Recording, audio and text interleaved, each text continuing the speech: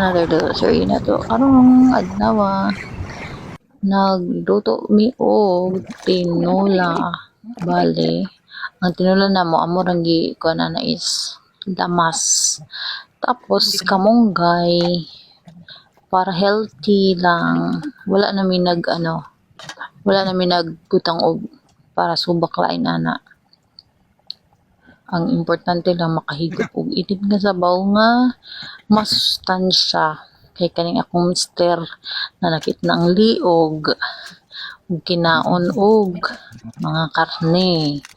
So among gikuan nag-utan na lamang higop sabaw. Dayon prituhan og bulad.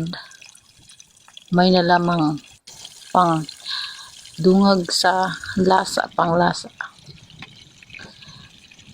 Muna siya kalanon sa mga pobre atong mga andan nga kalanon sa probinsya. Ang bulad ug ang tinula pares. O manana guys, mga unami, happy eating hangtod sa sunod na video na pod. Salamat sa paglantaw. Till next time, babush. Thank you.